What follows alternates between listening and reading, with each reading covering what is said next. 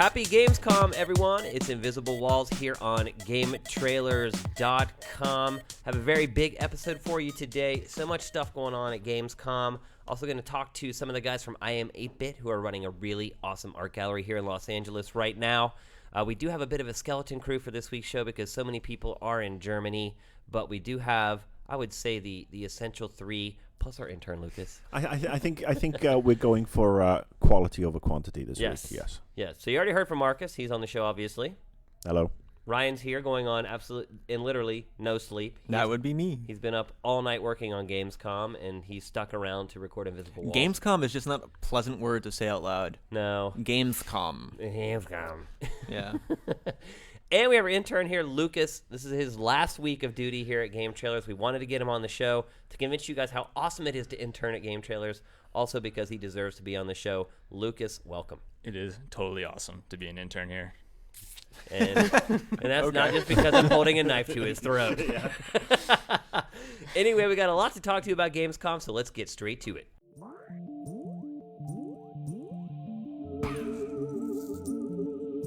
All right, so next we're going to talk about two of the minds behind the I Am 8-Bit brand. How would you guys describe it? Is John Gibson, Nick Ahrens, the two guys behind I Am 8-Bit, what do you guys do exactly? Because I get all these crazy things of swag that you guys work on, airsoft. We have a lot of dance parties, really. Honestly, we have this awesome sound system now in our space. No, I'm just kidding. And you do calendars with ladies who've forgotten their tops. Yes, they just fall off. Honestly, In a very science fiction or fantasy environment, it's art, you know. Hey, one of our partners is a lady, and she supports it completely. She's totally into it. Yeah. Does she keep her top on though? Yes, she keeps her top absolutely. on. She's a classy lady. Now, technically, you guys are a marketing firm, but you're not like... We're like marketing boutique production company, convincer to ladies to take off their tops, apparently. well, obviously, I mean, the reason we want you in is because the I Am 8-Bit show. That art obviously, show. Yeah, the art show that kicked off last week here in Los Angeles. I had the benefit of going to the media VIP Super Deluxe Light where women kept their tops on. Is very upsetting.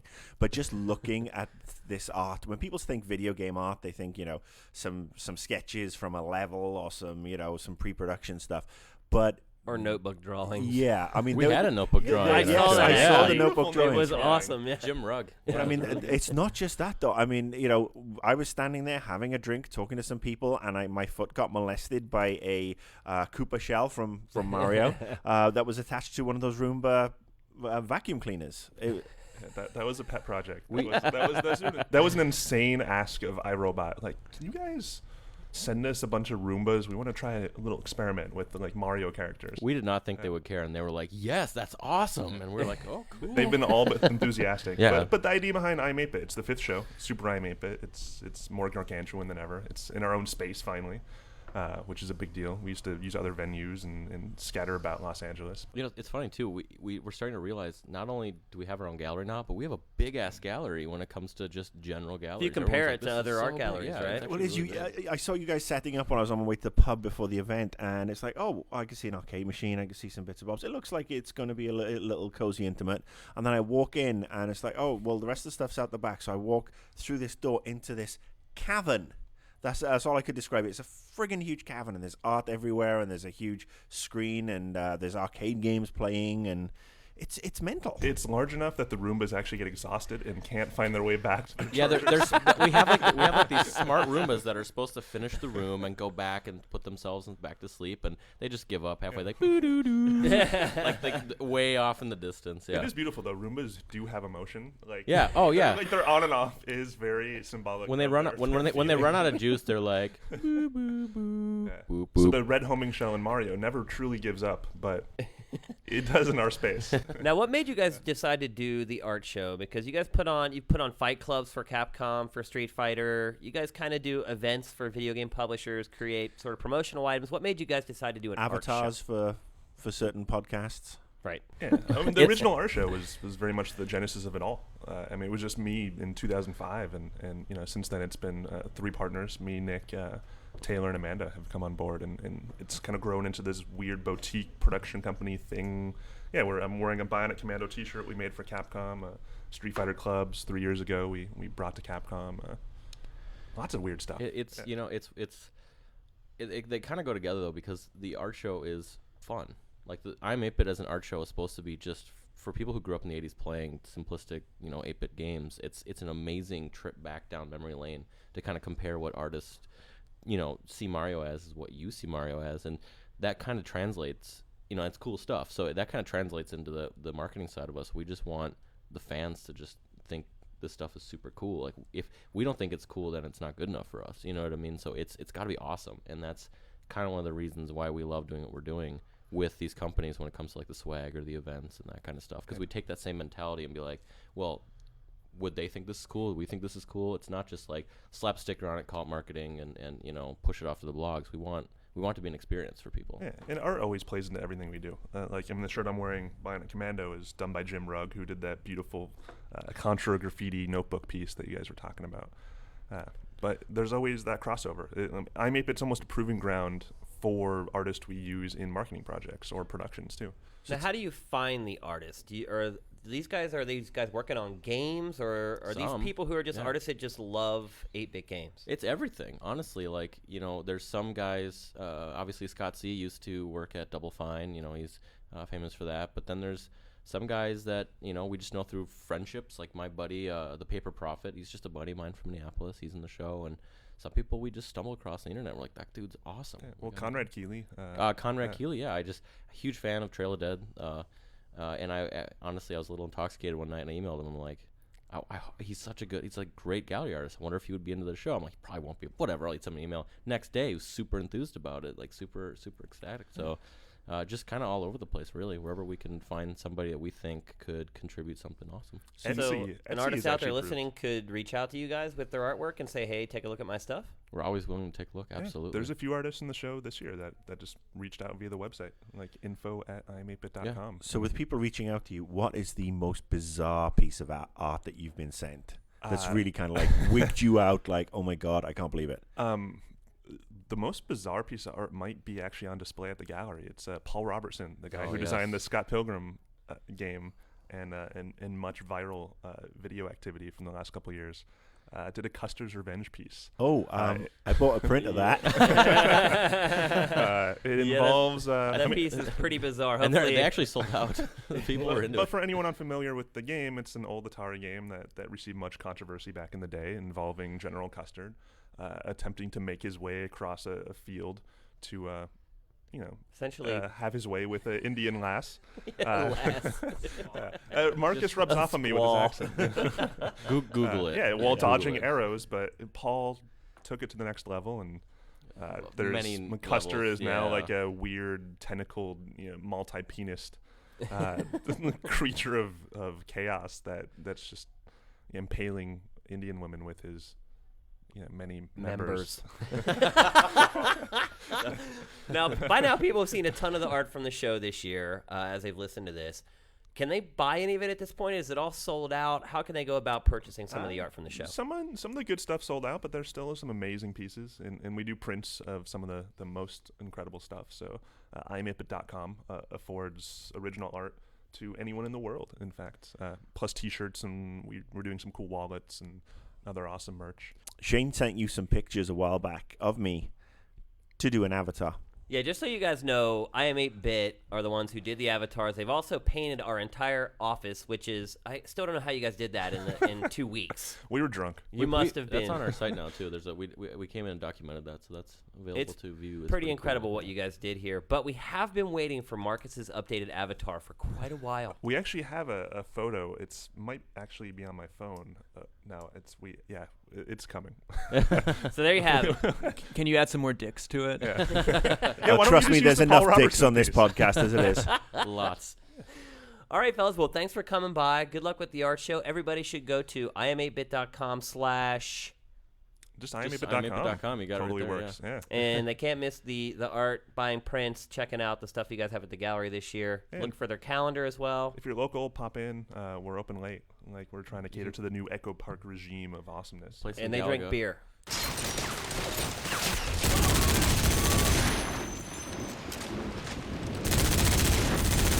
All right, so first we're going to talk about a game called Body Count.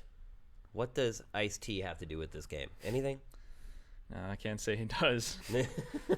Probably. Marcus I is think- looking at me like I'm insane. Do you know? No, I understand. Ice-T has a popular beat combo called Body Count, and they A play. beat combo? They- Also a popular drink. I Yes, see. apparently they play skiffle or something like that, and folk music. But no, Body Count is obviously the Codemasters game that I kind of put out my mind, to be honest with you, until you reminded me about it today. I saw it at Codemasters E3 presentation, and while I love the guys from Cody's, Well, this is the guys who did Black back in the day. Right. Remember The that? Yeah. spiritual successor to Black. The PS2 game that looked like an Xbox game. Yeah.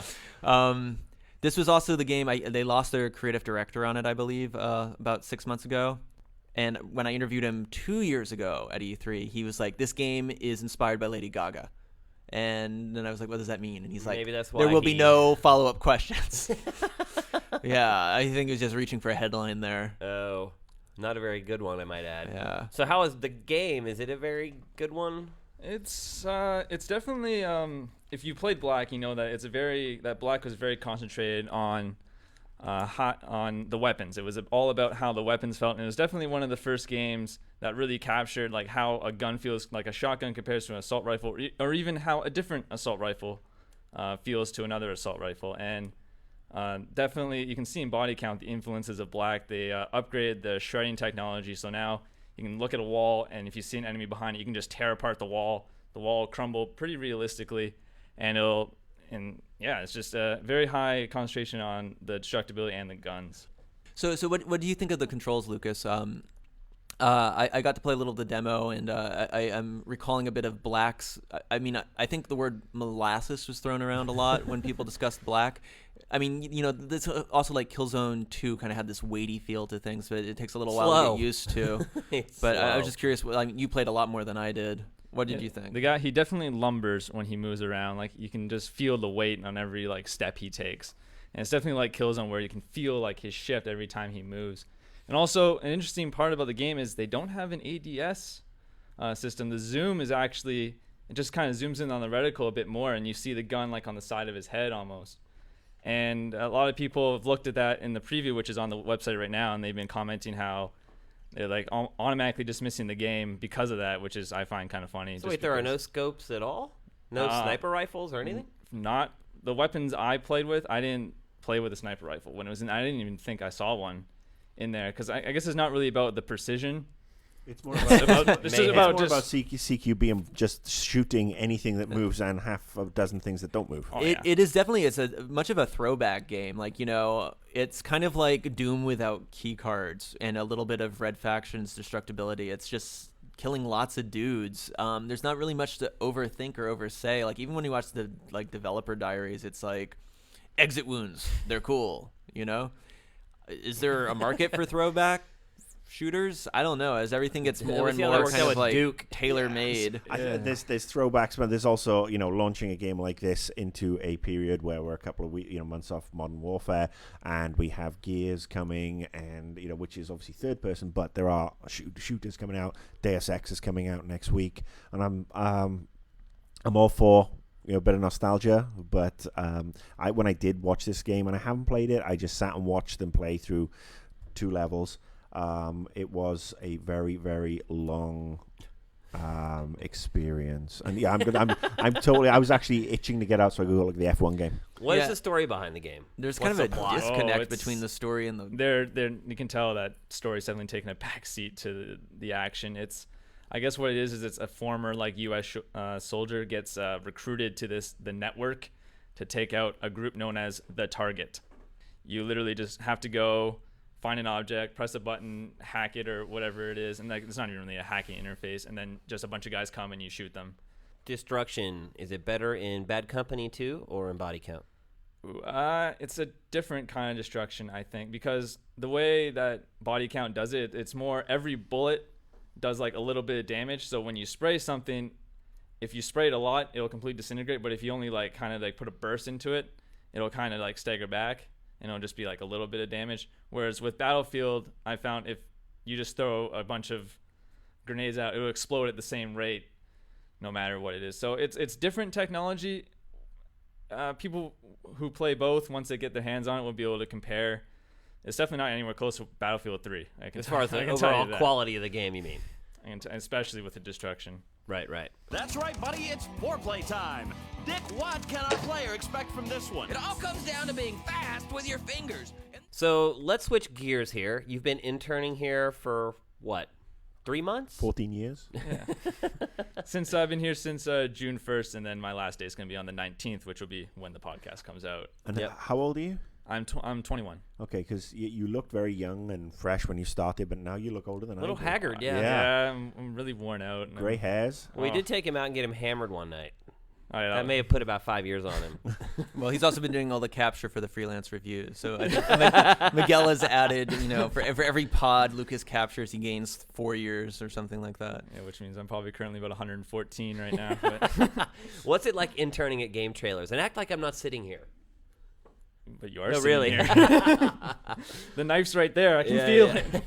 No, it's been an absolutely fantastic experience. A little bit of backstory. I'm a journalism major back in Toronto with the University of Guelph Humber. And our program is more of a practical program. We don't just do writing. We do broadcast, radio as well. And that's probably one of my favorite things about interning here is you're not just writing. You're not just playing video games. You're experiencing a wide variety of the industry, and you get to see the whole process of the review. Everyone watches the reviews on the site and they're just like, oh, it's just a guy playing games, and then someone voices over. No, trust me. I love this kid. Yeah, me too. Can you follow me around?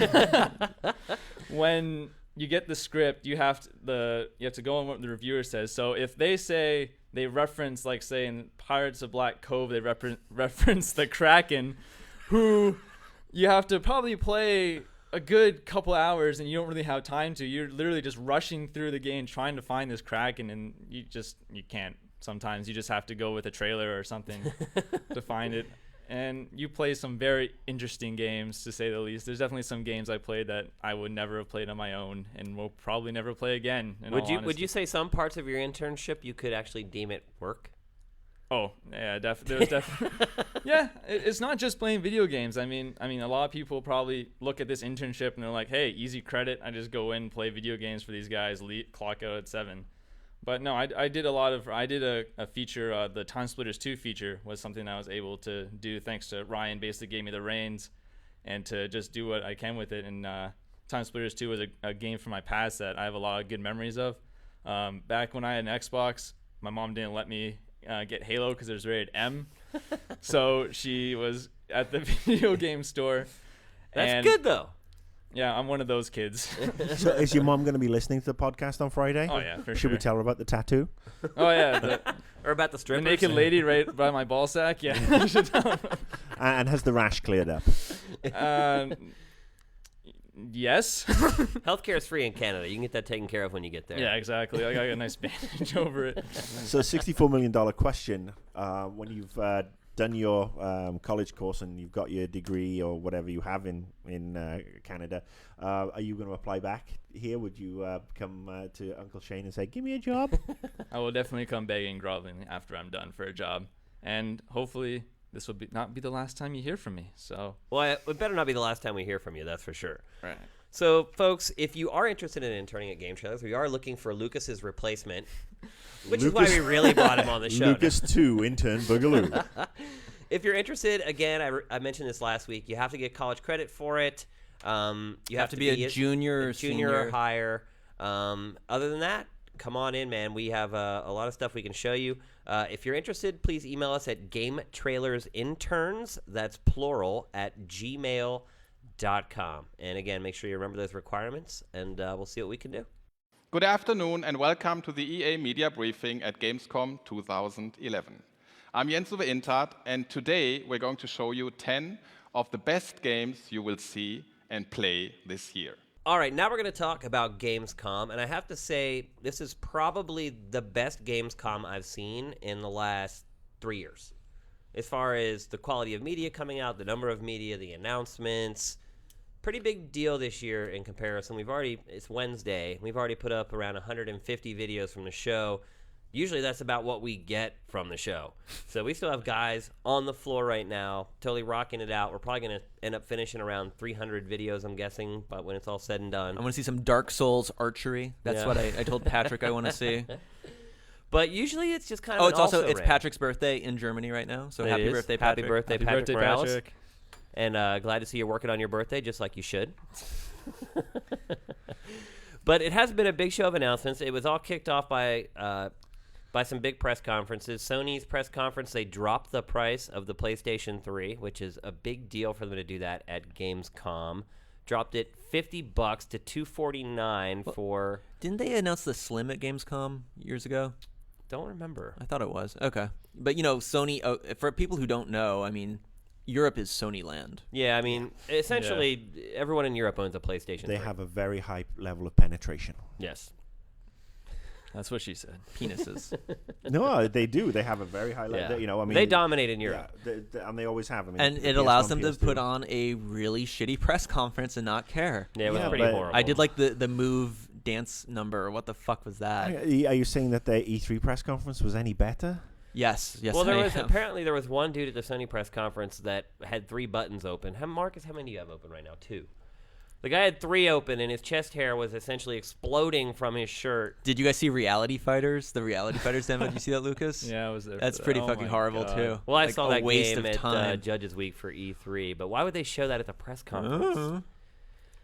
At least they didn't talk about the PS2. That stock number. Yeah. No, but they talked about the PSP. What was it? The 1000E stripped down, no $100, Wi-Fi. no Wi-Fi. Well, it's actually €100, which is about $3,400 or £4. US. I mean, and that's interesting. I mean, the price, the price on the PS3 in Europe is still pretty high. It's €249, which is probably about $300 to $350. Right. And in pounds, again, that's probably not that much.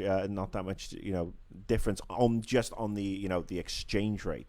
But I think they need to drop the price on it. It's a smart move. They have the best lineup this year. I think we're all in agreement for fall. They have the best original exclusive content. So I think that was a major plus for them. I think all the Vita stuff's going to be available for download. Yeah, and which obviously the PSP Go was a little premature for its ideas, and one of the problems was you couldn't get half the games on it. Well, now the big industry talk is even despite how cool the tech is on the Vita, is anyone going to care? Now it's gloom and doom because of Nintendo's 3DS tanking. So everyone thinks that the Vita is going to suffer the same fate because it's more expensive and. Looks cool. I still maintain that Escape Plan game looked cool. The 3DS will do well this holiday season at its new price. I think the Vita is a great piece of kit, and I think that hardcore gamers will buy it. But yeah, I had this discussion with the Epic Battle-Axe boys yesterday, and we were talking about in the age of cell phones, smartphones, iPads, when you can get an iPhone that does everything for this, a little bit more than a Vita, what would you rather have? And it's interesting that they announced the Facebook app and Twitter and Foursquare and all this stuff available day one, because they're trying to turn it into a social device. But why didn't they just go ahead and almost just ramp up the phone? Well, they own Sony Ericsson, right? Yeah, exactly. So are they competing with themselves? So phone's not that good. I think at this point it's going to be difficult to release a handheld that's as big as the Nintendo DS was if it doesn't include phone functionality. I just think that's the bottom line. And Sudoku. Yeah. And Minesweeper and but, it's true. I mean, we have our smartphones. If we need to do some business, I take my iPad around with me.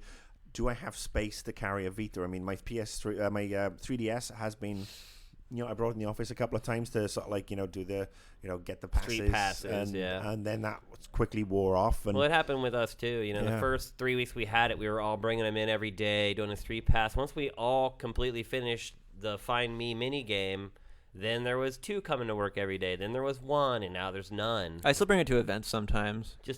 I mean, I did it at just E3. kind of fun. I took it to a Nintendo round table. I got Reggie and Miyamoto's, and I was like, that's cool for 2 minutes. But if you had Foursquare, you could check the fuck in. You could be the fucking mayor of E3. yeah. Fucking Foursquare. Sorry.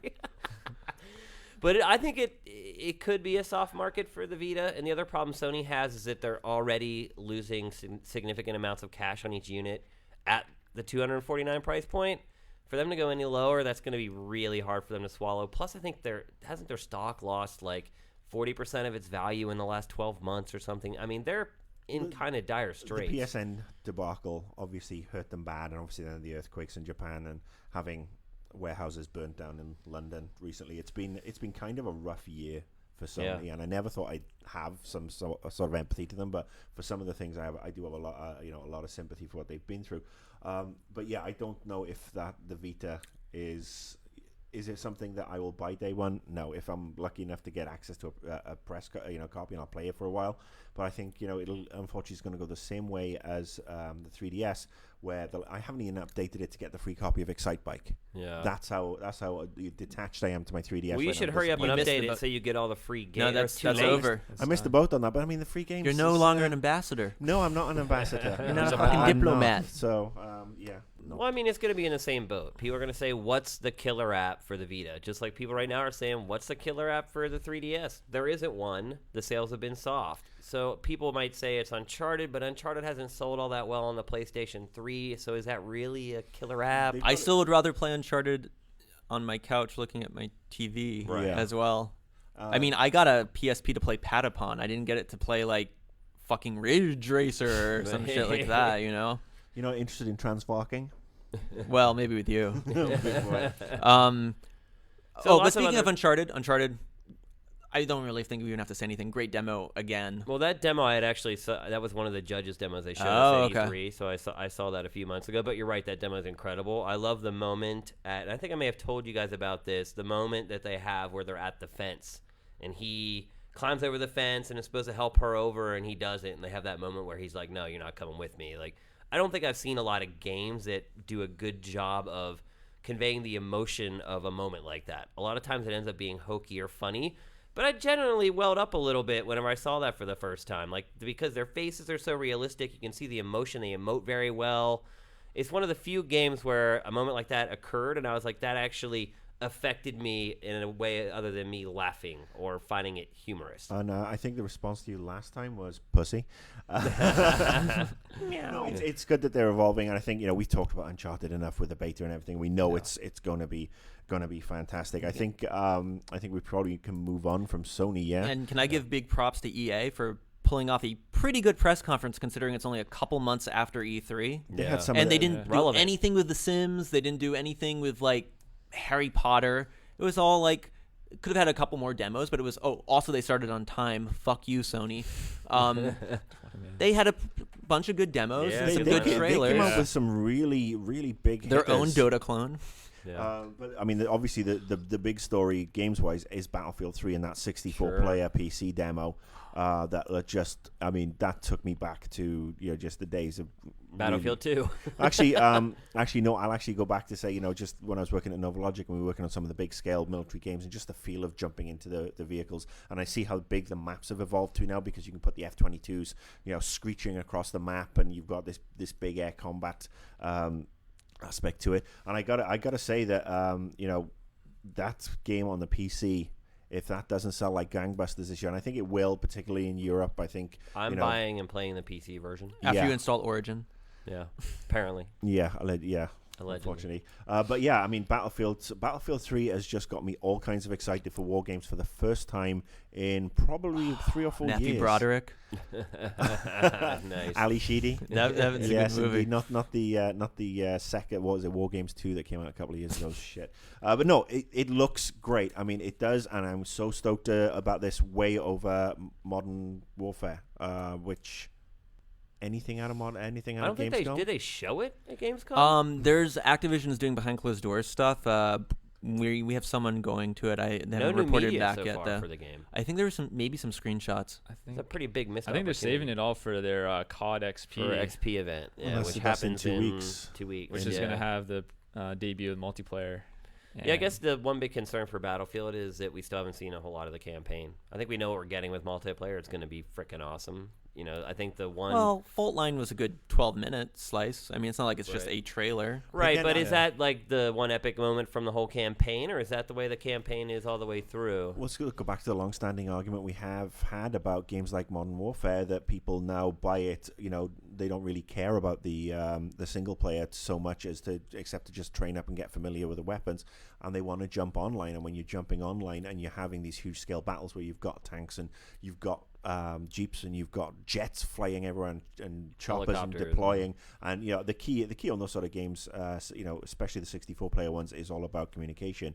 And people are getting better at communicating. I mean, yes, there are still 12-year-olds who just like to teabag you and call you racial epithets, but I think communication is a big time key in Battlefield. Definitely. Big time. It is a very complex game. There is a crazy learning curve, particularly on the PC. Learning how to fly choppers and things like that and jets on the PC is very difficult. So it'll be interesting to see how. I think it's going to do well out of the gate. But then it'll be interesting to see how that learning curve translates into, the long tail of sales. Well, I think if DICE are smart, they're going to have a lot of downloadable content ready to just keep on going, keep expanding with the maps and stuff. Well, I mean, was there anything else from EA real quick? SSX. I'm a big fan of the old SSX games. Look, some decent stuff coming in there. The new that Autolog type thing looks really interesting. I forget what it's called offhand, but yeah, Autolog was a huge success here at GT. I know people were coming in every morning and saying, "Oh, you beat my score, you bastard," and they go back and they beat the time, and they just kept going back and forth. It's a pretty effective. Utility. Actually, come to think of it, the Need for Speed demo was kind of fun with the avalanche. I mean, it wasn't what I was expecting, I guess. Old Republic. Oh my God! They showed a raid and it wasn't completely boring. Yeah, they showed a raid and it just looked. I mean, it made. I said this before to you. It makes raids look fun. And those were all high level characters, right? They were, they were high level Sith raiding group. But I mean, the way they interact with the weapons, the way the force powers seem to interact now, the lightsabers, it seems to be coming together to get to generate a critical mass. And it better be. Yeah. Oh no. It is an expensive game, and I think again, it's going to sell simply because it's got Star Wars and Galaxies is being closed down, so that people don't have anywhere else to go. But if you wonder though if this quote unquote Star Wars market is starting to get maybe a little soft at this point? No, because those kids watch that. I'm gonna get fucking flamed Clone for this. Wars. That stupid fucking show on Cartoon Network. The Clone Wars, which I've seen 2 episodes, and there's dudes in the office who like it, but I do not think it is a good thing. The pre-order levels for the Star Wars Blu-rays that come out next month. I mean, they're huge. Are they? Yeah. I mean, I'm not buying it. I'm picking it up for sure. I pre-ordered it several months ago because I want that experience. I mean, I still have the VHS versions of the original. I'm not buying those movies for the 4th time. I'm just not going to do it. Well, I'm kind of a sucker for that. But I mean, yes, there is. Star Wars has become as much of part of mythology as Lord of the Rings and The Hobbit and the Bible. I'm not going there. Well, I mean, truth be told, some of LucasArts' prior games in the Star Wars franchise, not that good, still sold pretty well. No, they've churned out some real crap over the years, but the games that BioWare did, the Knights of the Old Republic 1 and even 2 to a certain degree were pretty good. I know Obsidian did number 2, quite literally.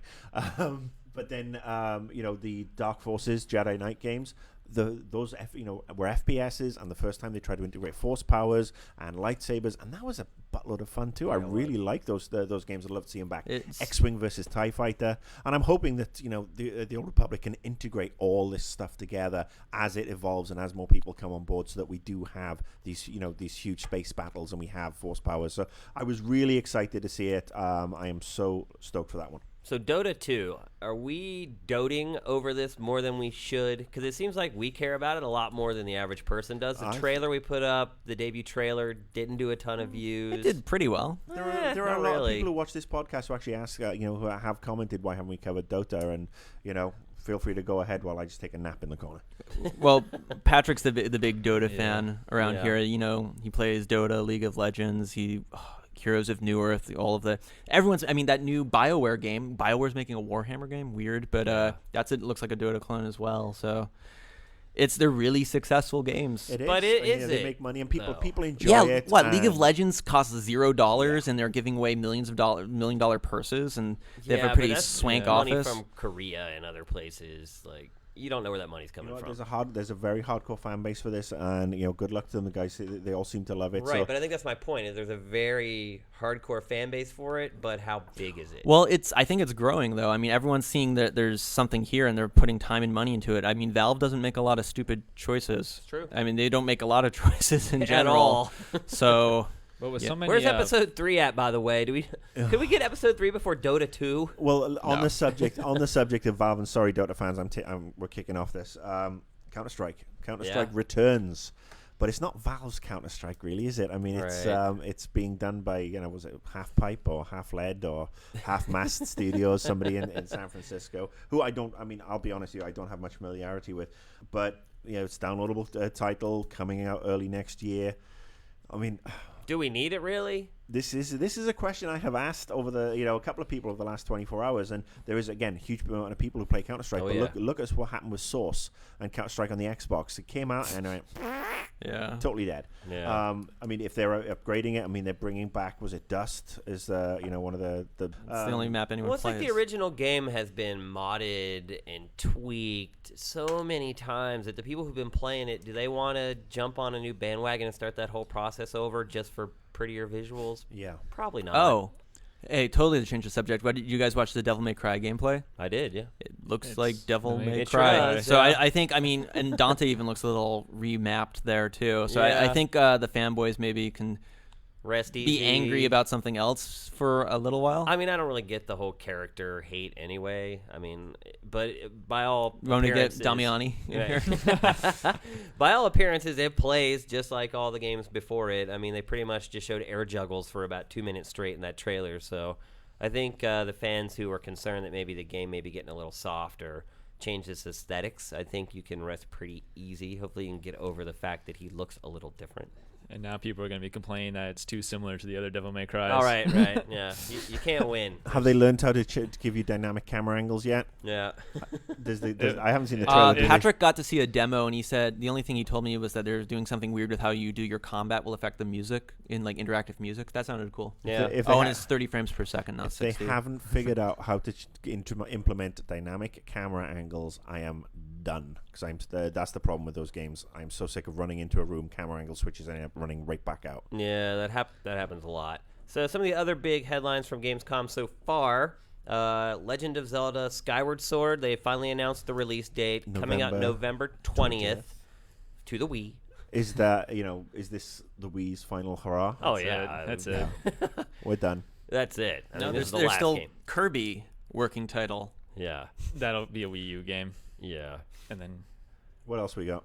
Halo Anniversary Edition. They've brought in some of the elements from Reach, like jetpacks. Jetpacks mainly. Yeah, that's pretty much some more it. jetpacks. Yeah, I'm sure they'll have invisibility and all that other and the bubble, stuff. The bubble shield. Are you guys gonna buy it? I may. I don't know yet though. What about you, Lucas? I don't know if I can play Halo. I mean, Halo 1 was a really good, was the Your console. mom won't let you, right? Yeah, I know. It's I have to ask her permission before I buy it. Yeah. I haven't actually bought a Halo game since the very first one, and I can't see myself reaching it in my pocket for this one.